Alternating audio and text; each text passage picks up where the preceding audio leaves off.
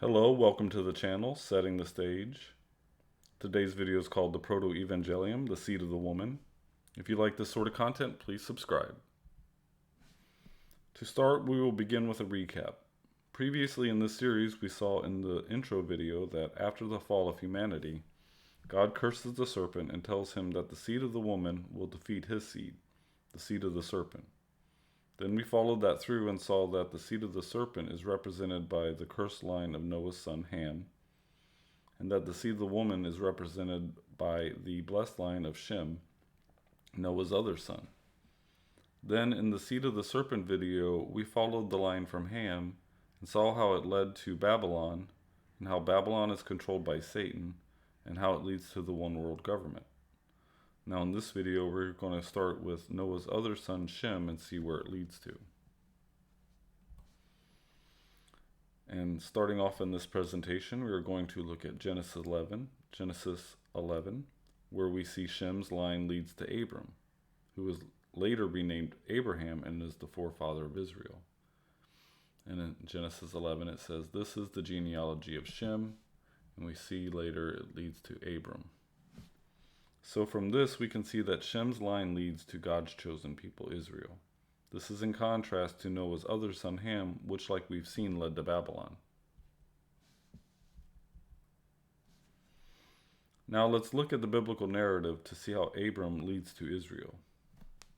To start, we will look at Genesis 12, where God tells Abram to get out of his country to a land that he will show him. And in this, all the families of the earth shall be blessed. And if we see Jesus as coming from Israel, and him being the salvation of humanity, then we could see this as the blessing. Then in Genesis 15, we see God tell Abram that a descendant coming from his own body shall be his heir, reinforcing the concept of the line of the seed of the woman. Then in Genesis 17, we see God changes Abram's name to Abraham and makes a covenant with Abraham, that he shall make him a father of nations, and kings shall come from him. This is important because we saw in the prophecy from Daniel that Babylon will become a kingdom that will rule the world, and that God would establish his own kingdom that will destroy Babylon. And in this passage, we see God establishing a kingdom. In this slide, we see that Abraham's wife, Sarah, cannot provide a descendant since she is barren and too old to have a child. This sets up a miracle birth quite the opposite of the miracle birth of Jesus, who was born to a young virgin. The miracle birth of Sarah is that she is an old barren woman.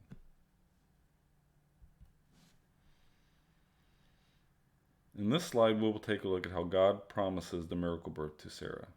We see in Genesis 17 that God promises to bless her and give Abraham a son by her. Also, that kings shall come from her descendants, reinforcing the idea of God's established kingdom. Then in Genesis 18, we see that God sets an appointed time that Sarah shall have a son. Here we see in Genesis 21 the miracle birth of Isaac to the old barren Sarah at the appointed time, just like God had prophesied. Then in Genesis 26, we see that the blessing that all the families of the earth will be blessed is given to Isaac by God, like it was with Abraham.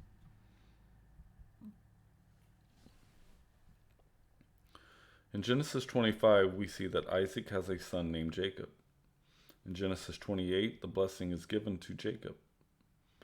In Genesis 32 and 35, we see that Jacob is renamed Israel, and that he has 12 sons who become the forefathers of the 12 tribes of Israel. In this slide, we see that David comes from the tribe of Judah of Israel, and that he is anointed king over a united Israel. Then we see Nathan's prophecy to David that his kingdom shall be established forever. Again, we see God establishing a kingdom like the prophecy from Daniel said. In this slide, we see the genealogy of Jesus Christ at the beginning of Matthew, where it says he is descended from Abraham and David, the two forefathers who were promised kingdoms. He is from the tribe of Judah like David. Now we see how Noah's blessed son Shem led to Abraham, Israel, David, and to Jesus. Then in the Annunciation in Luke, we see that the angel tells her that she is blessed among women, which could be a reference to the seed of the woman from the Protoevangelium. And then we see specifically that the angel said he shall take the throne of his forefather David, who was promised a kingdom that would last forever by God, further reinforcing that his kingdom is the one that was to be established by God forever. In this slide, we see passages from John 2 and 19. The interesting thing about these passages are that Jesus refers to his mother as woman. This is a possible allusion to Mary being the woman of the seed of the woman fulfillment.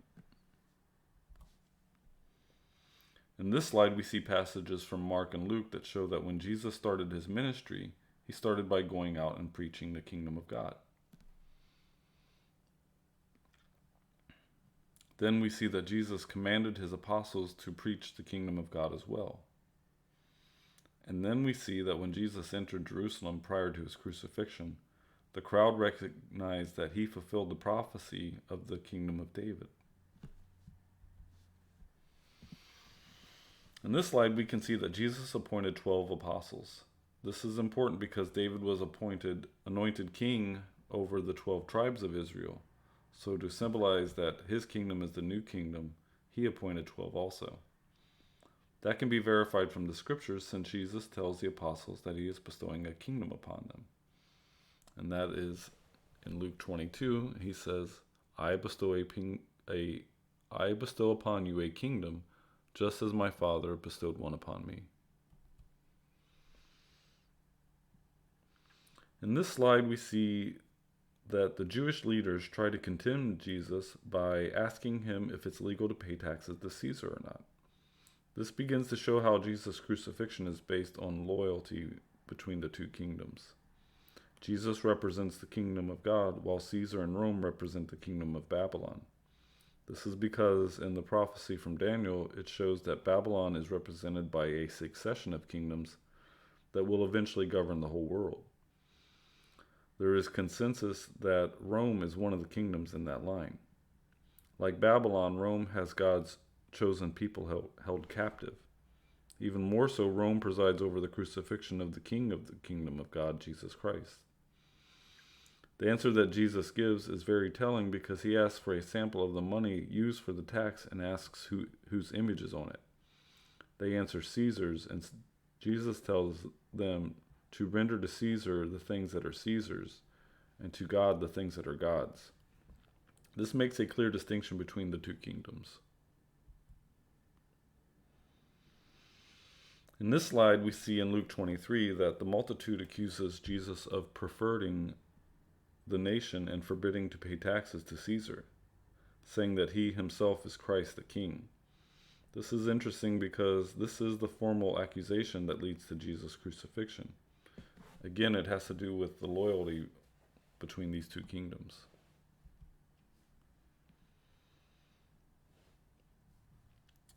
In this slide, we see in John 8 that Jesus identifies the scribes and Pharisees as the children of the devil.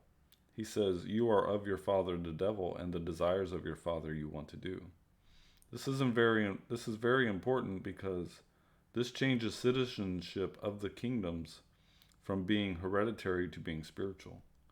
If God's chosen people have the devil as their father, then they are of the seed of the serpent. Not because they were born into it, but because they chose it by doing the deeds of the devil. This becomes more apparent as the trial and crucifixion of Jesus continues.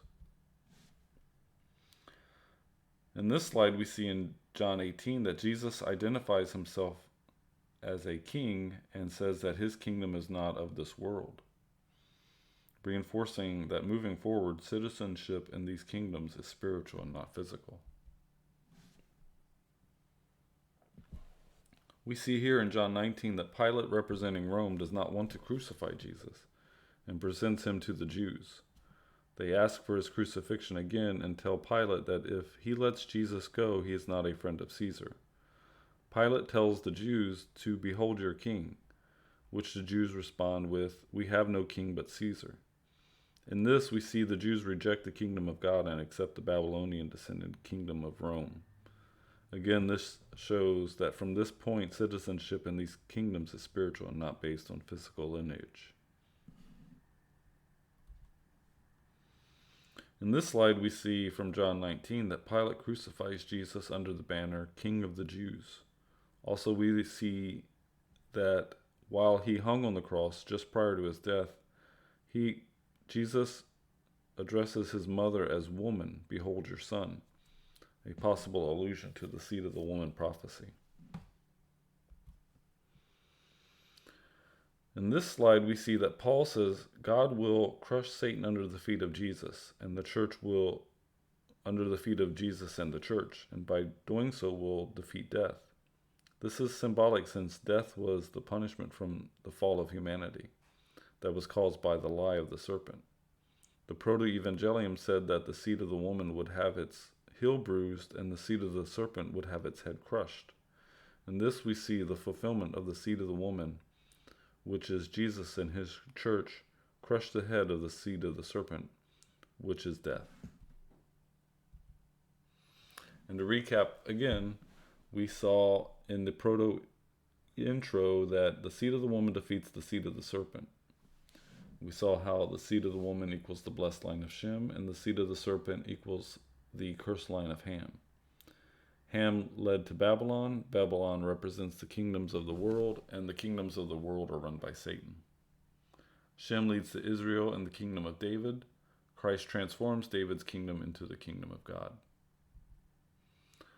Thanks for watching, and please look forward to future videos in this series, and have a nice day.